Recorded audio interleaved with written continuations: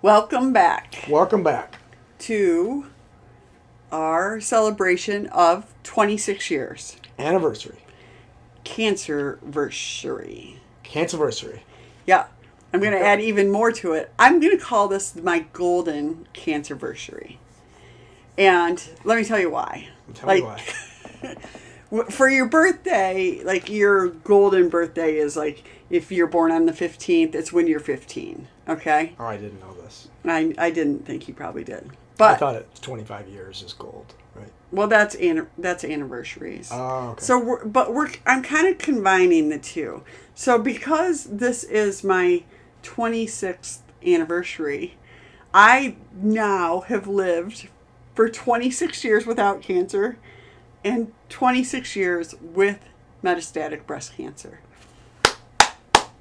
And I feel like that's a cool way to celebrate. That's a milestone for sure. Right? Yeah, huge. When I think about the first 26 years, it's like, okay, you don't even remember the first, I don't know, 3, 4, 5 very well, right? And then the other ones can be they can form so many of your thoughts and beliefs and all those kind of things. And I feel like you spend the rest of your life trying to figure out if what you decided in those early years is really true and how that matters, what the impact is on that. So, yeah, but 26 years, holy smokes. You're old. I'll embrace it. Good I'm work. happy to be old. Heck yeah. The one thing that bothers me a little bit about being old in this community is that people, when they see me now, they don't associate me with having had breast cancer when I was young. Ah. And I will say, there's a huge difference. And I just think that's important to talk about a little bit in that, you guys, having, metastatic breast cancer is hard at any age. But when you are so young and you have young children, there's so many extra layers. I just think about, if I was diagnosed now and the way that our life is, and kind of just, I just feel like tackling it becomes a whole different thing. Your support systems, all of it. Oh, absolutely. 100%. So. And, speaking of, living where we live and people not really knowing, because in most cancers, there's have and had. Yes. And obviously with metastatic, it's have. Have. And there is no had. But that's the majority. 98% of people don't know that. I agree. 99 maybe. Yeah. Percent of people don't know that when you have metastatic cancer, you never get rid of it, including doctors. Yeah, even the healthcare system. So I certainly didn't know that prior to cancer, or I think I was probably even educated about that 5 years into you having cancer. 'Cause I didn't know. I thought, you go in remission like everything else, or doctor says you're cured. You ring a bell and everything's good. I didn't know that. Yeah. Yeah, no, I think it's interesting to think about that too in terms of where I am at this stage in the game. I don't need people to know that I had cancer, around that I have cancer. I know. Look at me slipping up. That I have cancer around here necessarily, but it does kind of sometimes make me go, you don't know me, because it is such a big part of my life. When people But that's because we're not plugged in anymore. Yeah. We used to be overly plugged in. Yeah. We were as plugged in as a human can be, not all to our community. To our community. Not all of it because we wanted to, just because of the roles we played. Yeah. And now we are very unplugged. Oh, I'm trying to unplug as much as possible. Right. So that's completely understandable why, I think. Right. Yeah. And so even, having more casual conversations with people too, it's not necessarily something that I bring up all the time. No. But I guess... And they didn't know you. And they didn't know me then. 26 years ago. Yeah, they can't believe that I was once 26. Well, heck, some of our friends are 30, so they certainly didn't know. I know. I was looking around the other night when we were with a bunch of people, and I'm just like, this feels not weird to me, but just there's so much that they don't know yet about life, and that, I don't know. I just, it's kind of like, I don't know. They just get to figure it out on their own. Like, have at it. So. I never think that. No? No. Well, again, I would say. I haven't figured out yet. What? That you. Life. Yeah. No, I don't mean it like that. I just I think you see some repetition in things, and I think I maybe see it even more than you do because I'm not in the schools like you are anymore. And I just see the same things come up again and again and again. And it's like, it's so true. Like, if you guys would listen, or if we had, there is an answer to these things, or we talked about this, that whole pendulum swinging back and forth, right? No. And that's where I feel like it is also a little bit similar in the world of cancer, that sometimes people look at me and see my age and think you don't know anything about living with cancer as a young person. And I do. That's where I started, and that's really where my heart is, you know. And so I just think it's interesting to go through that. So what have you learned in 26 years of living with metastatic cancer? One of the first things I've learned is I do think that being naive has helped me. I do think that if there's a plus side to being 26 when you're diagnosed, it is that you maybe don't know really what life is all about yet. And it was to live in a sort of a bubble of I'm going to create this world was helpful to me. I didn't really even know about cancer then. I hadn't worked with people with cancer. Nobody in our family had cancer. So some of that, when you don't have any preconceived ideas, you can make your own, right? And well, you had some preconceived. You know that people with cancer go bald.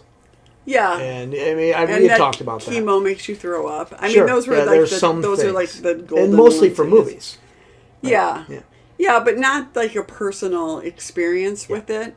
Right. And not in a way, I mean, I never even got to really even sit with the fact that I had a stage of cancer. It just went right to metastatic breast cancer, right? Sure.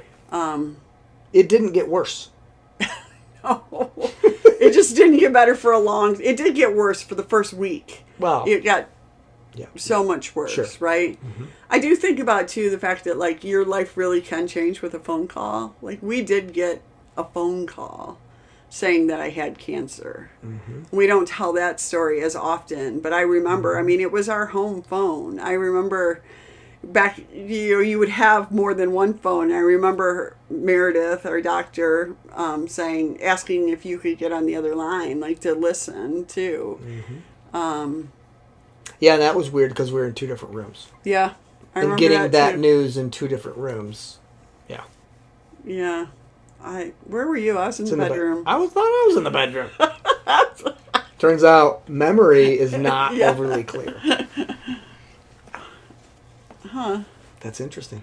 I bet one of our phones was a mobile phone. So. Yeah, well, the ones with the antenna.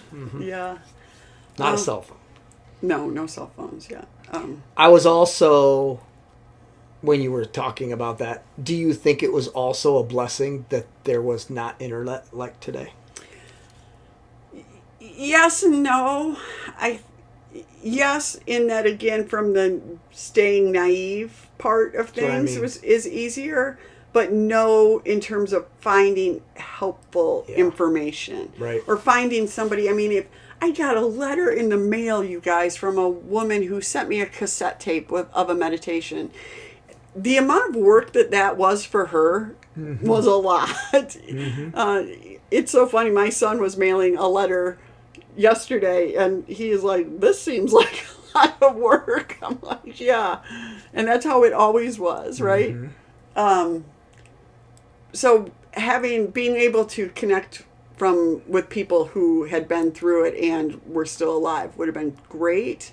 Yeah. However, I don't know how much of it was out there then. 1998 It was not good. No. So, and we got our first computer from my aunt because she thought it could be helpful with us. Yeah, to be connected. But it was still very rudimentary internet. I mean, you couldn't. Well, and even just that, like, no social media then. No. So there were like forums, and a piece of advice that one of my mom's friends had given her was like, there is some good information in these forums, but you have to sludge through a lot of really hard stuff. People are going there trying to save somebody's life, but also talking about all of the struggles. Yeah.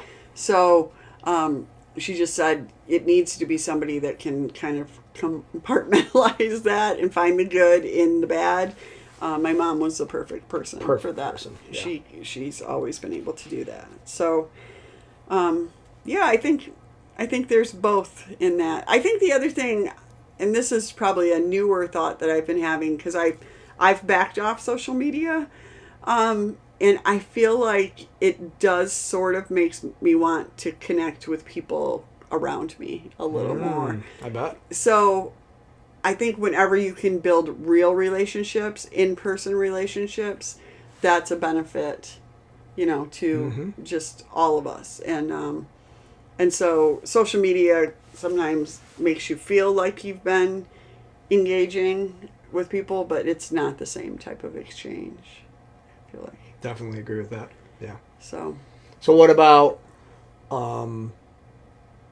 you found some books early on, or a book about, what was his name? I forgot his name. Greg Anderson, which had lived with cancer for a long time at that point. Yeah. I'll never, it's funny because we talk so much about actions, words, all those kind of things, but like his doctor told him that the tiger was out of the cage. I'll never forget that. It's just like, you know what? You don't have to be so like tricky, like cool or whatever, this stuff, like you never forget this stuff. Yeah. So I'm just, with the internet, maybe you could have found 10 more people, I'm saying. Yeah. Because it was truly finding them back then. Yeah. Or somebody told you about it, and then you read a book, or maybe it was in it, it's like... Yeah, when I think about those times, I think about Lance Armstrong was diagnosed around the same time I was. Chris Spielman's wife, Stephanie, was diagnosed around the same time. And then, I found Greg Anderson. He called himself the cancer conqueror, and I haven't found him lately. I haven't looked really hard, but he was living well with cancer for decades, and that was really, really impressive. It was huge. And with all of the things that I love, like I should read that book again. Like the way he would word things was so cool. Well, I think you just needed a grain to hold on to. And there was another one too, I will say, and again, as I've kind of walked away from the church a little bit, but Dodie Osteen, Joel Osteen is a huge mega church dude, whatever. But she wrote a book called Healed of Cancer, and it was literally just like verses. Which for me, they were really helpful, all about healing and kind of like God's plan for her life. And she also was she lived a long life. I don't know if she's alive. I would be shocked if she still is, but like lived a long life with cancer beyond that. So it was like, you just needed. But those were examples that based on what you were already doing, thinking, being, is, okay, it is possible. That one in a million is more than one. Yeah. You know what I mean? And I think that kind of launched you from there, those examples. Yeah, I agree. Another thing that's interesting is actually, as this podcast is coming out, there's going to be an article coming out in Breast Cancer Wellness magazine. And I wrote for the magazine for a number of years, and it's been definitely a part of my journey as somebody living with metastatic breast cancer. And I haven't it's been many years since I've stopped, and I was asked to write an article, and I of course said yes, that I'd love to do that or whatever. And it's kind of might be a new chapter, I think, for the magazine and things too. But I was thinking about how that's actually one of the things that I talked about in there was like, really, it was like, okay, is there like one chance in a million? Then I'll take that one. Like, know, nobody gets to, and again, that comes back to the whole statistics, but like nobody gets to determine who is that one. And so. And doctors often try to do that. Oh, so much. I don't understand. Yeah, we can talk about that a little bit more too, but just for me, it felt too big to say, to make all of these big pronouncements of what I was going to do. But I thought, but if I can be one, I have one chance. I have one, it's just like if I can roll the rock over one time kind of thing, a little bit closer to what I want to be. That's the way I looked at it. And it also, I think, felt to me like this could be any person. It doesn't have, I don't have to be somebody special. I don't need exorbitant talent or money or resources, education or knowledge. I just need to kind of believe that this, which it's like some of those statistics, it's random this little bit of randomness can settle with me, and I can take it as far as possible. So, yeah. What else did you learn? We've talked about this so much. You don't have to ask all the questions. Getting back to that, why do doctors say these things? Doctors say these things because patients ask, how long do I have? What's it going to be? What? He doesn't know. She doesn't know. Stop asking. Like, I don't understand,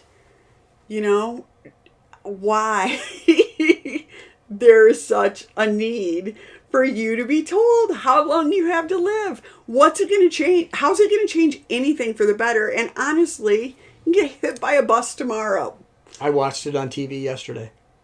I watch 60 Minutes all the time, but I watched a guy who, a doctor told him that he would probably live to like 64, and he goes, I guess I got a year left. Yeah. And it's probably going to come true. Yeah. More often than not. I mean, it's just like, why would you ever tell somebody that? And I know why, because they're asking. I know, but I just feel like, when are we going to rewrite this conversation to go, listen, statistically, it doesn't help you to have an end date in mind, right? Patient care doesn't say, oh, I'm going to tell you. The fact is, we know that certain things are very serious. So if you're looking for a sign of, should you get your shit together? Yeah, probably. Yeah. But it doesn't mean that you get it together and wait to die. It means that you get it together and prepare to live, I went to the hospital a week or two ago for that colonoscopy, and they said, do you have a advanced directive and living will? Yes, I've had one since I was 26. Just prior, actually, to all of this stuff. 25. Yes. And that's just like, that was the right thing to do. And we were really glad we had it. It hasn't then needed to go any farther than that, So, yeah, you don't have to ask all the questions. You don't need to know all the dirty details of things. Our brains are so good at creating these pictures. They're not good at deciding if that's true or not true. And so it believes things that aren't true. And unfortunately, we can obviously manifest bad as much as we can manifest good. Yes. And I truly believe that. Yeah. I totally agree. Yeah. Stop asking. That's a good piece of advice right there. So, and, just going on with that, I've been thinking a lot about this progression, right? First, it's words that people say to you. These words become the thoughts in our heads. That's what I remember the most about the first year of my life with cancer was, oh my gosh, I'm thinking again about what he just said. I'm thinking again about what he just said. And then I was like, okay, I thought it. Now let's stop that, re-say something that's positive, and then go that way. Like, those thoughts, those words become our thoughts. And that's such a huge thing. Because the thoughts become our beliefs, right? And so good or bad. Good or bad. You think something enough, you start to believe it, right? Think about something in your childhood. I can remember my grandma Alstrom. We would pick her up on the way to church every week. And my older brother had a really nice singing voice. And sometimes we would be singing or whatever. And I remember her saying to me, "Oh, some people just make a joyful noise to the Lord," about me. Have I ever thought that I could sing beyond that? Nope. She stopped that in one thing, because the way that she thought became my belief. You know? Yeah. And it happens all the time. We know that it happens in school when we tell girls, that they're being bossy, and boys that they're being leaders, and all these other things, right? Boys can't sit, but girls can. All of these things that we tell them, those are other people's thoughts becoming our beliefs. It happens all the time. And every day. And we do it all the time. We do it to control people. And so, yeah, if you're wondering what's going on in my head, these are the things. The words become the thoughts, which become our beliefs. And beliefs, I really think, are the framework for how we build our lives. And what we think we're capable of. And what we think we deserve. And just that whole basis. Do our beliefs control more than just external things, but internal things too? Oh, absolutely. I think because of the internal things are every bit a piece of this. I do too. So. Yep. No, I think our thoughts absolutely, and I'm very cautious about believing, and believing, but you do hear some stories of people who just did this and their disease was gone. Fill in the blank on what disease you want. Nope, I just this and it was gone. It was there one week and I went back a month later and it was gone. I'm very cautious about truly believing that is true. I think there was probably some error in some tests that went on, more likely than not. But I absolutely believe our beliefs control, for example, our immune system and have a say in the amount of cells that we produce that fight it and things like I absolutely 1,000,000% believe that. Mm-hmm. that you had a role in fighting this cancer. And it was because of what your brain was putting out, and I think it was a huge difference. Yeah, I would agree with that. And I kind of feel like when you were talking about, some people do just say, nope, I'm just going to do it on my own. Mm-hmm. I think about that whatever joke or whatever about people going to heaven and standing and saying, God, why didn't you save me? Well, I sent a boat, I sent that's how I feel about medicine for me. It was I sent you these things too. Yeah. And so yes, by all means, I felt like I'm going to do my part. And my part is this framework, the words, the thoughts, the beliefs, and the beliefs become kind of then how you become you, and then are also your motivating factors in terms of how you move forward, right? Mm-hmm. So they become your, oh yeah, it is worth it to get off the couch. Oh yeah, it is worth it to have a smoothie. All of these things. Mm-hmm. It's important. So. I know. I just feel like that's where I'm always at with this stuff. And more, I recognize how important I feel like it is. Words, thoughts, beliefs. Mm-hmm. That framework. So easier said than done. And this is one thing. Well, I think you can read a book on good nutrition and start having good nutrition right away. I think you can read a book on good fitness, on what I should do. Or have somebody coach you, and you can do it right away. Yeah. It doesn't become habit yet. It doesn't become your life yet. But you can do it. I'm not sure you can do this on day one. I think you're going to fail many, many, many more times before you succeed in this, unlike the other ones. This is the hardest one, in my opinion. Yeah, I think that once you start understanding what you're looking for, it gets easier, right? Mm-hmm. Again, Maybe I was actually just walking with a friend today, and we were talking about somebody, and they were saying, this is a much older person that was saying that she's telling people that this is the last year of her life. This is probably her last year. And I'm like, ooh, be careful what, you say. Like, but again, just even in the course of that and the conversation, it was kind of like, oh yeah, I hadn't really thought about that, So, yeah, even what we put out there is truly, it makes a difference. It does. So I am thinking about how I could better convey that to people, like in some sort of a guide or course or something. I'll have to think about that a little bit. Because I think it is a process. Yeah. We definitely have some tips for that, though, like in our guides, in the guides. But not like a step-by-step and then how to reinforce each thing. Yeah. Because this is I can teach nutrition, I can teach fitness, I can teach this. I understand it. Yeah. But to actually execute it, I feel like I did. I mean, some of this I did as a coach. Yeah. But I was never. What you did is you started off the season and said, we are going to be state champions. And you had 0 returning players. And your biggest guy on your football team was 100 pounds.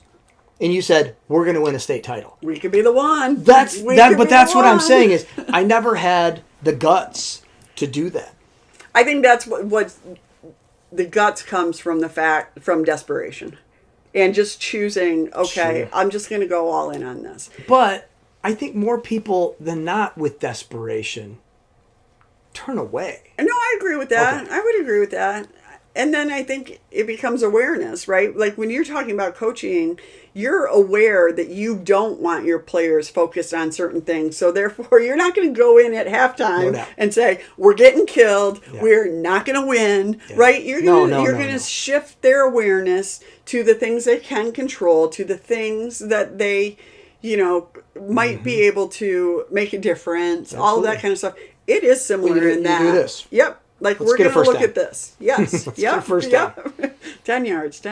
So, I don't know. We definitely can talk about that more and look at it, you know. We'd love to hear if you guys are interested in something like that, a guide or a course or whatever.